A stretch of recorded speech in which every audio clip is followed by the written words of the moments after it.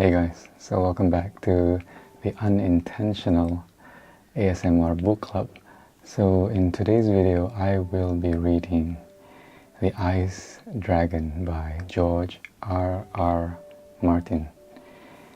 So let's begin.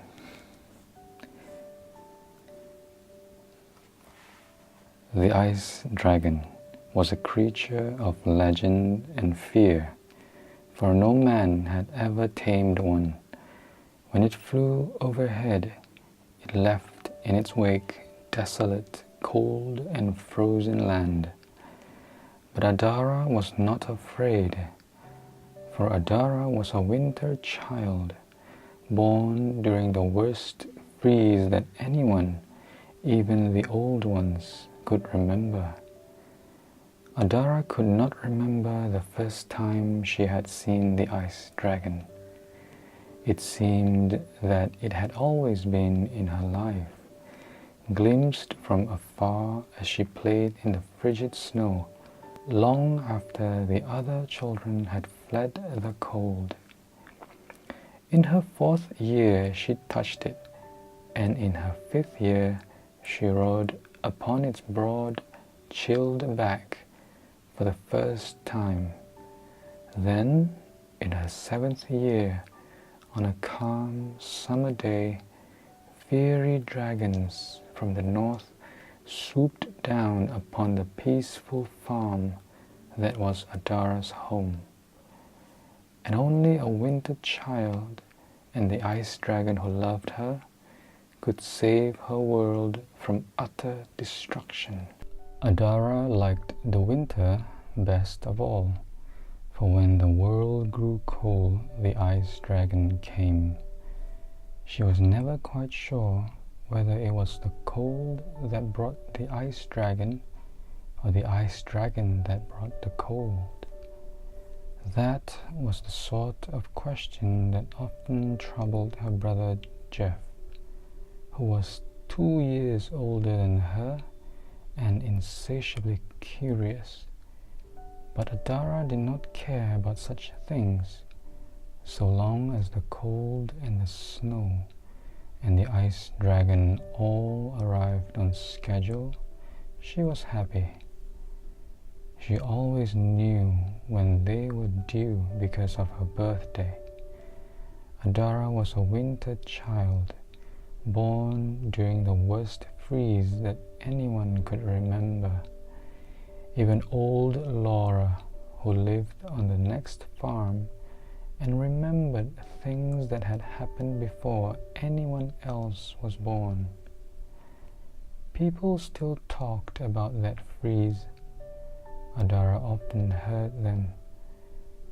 They talked about other things as well. They said it was the chill of that terrible freeze that had killed her mother, stealing in during her long night of labor past the great fire that Adara's father had built, and creeping under the layers of blankets that covered the birthing bed.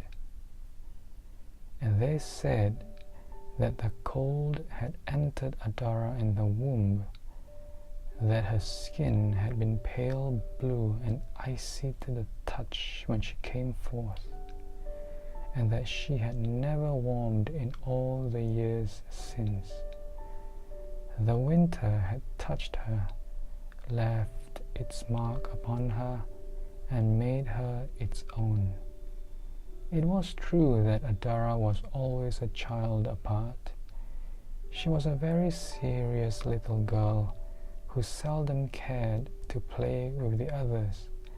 She was beautiful, people said, but in a strange, distant sort of way, with her pale skin and blonde hair and wide, clear blue eyes. She smiled, but not often. No one had ever seen her cry.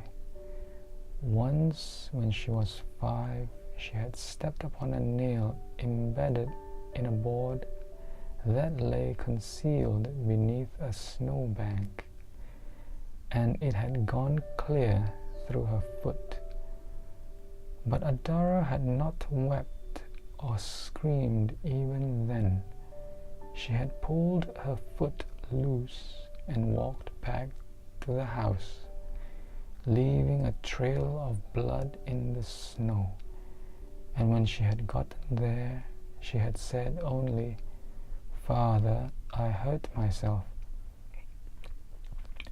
The sulks and tempers and tears of ordinary childhood were not for her. Even her family knew that Adara was different.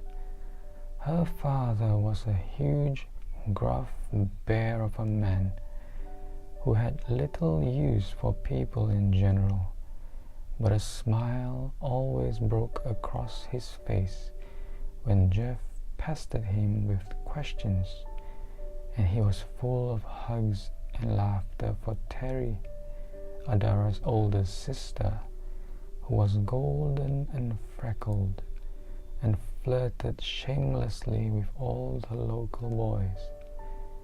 Every so often he would hug Adara as well. And that was the reading for The Ice Dragon by George R.R. Martin and also Luis Royo. So I hope you enjoyed that reading. If you like the book, you can purchase it from Amazon. I will provide the link in the description box in this page.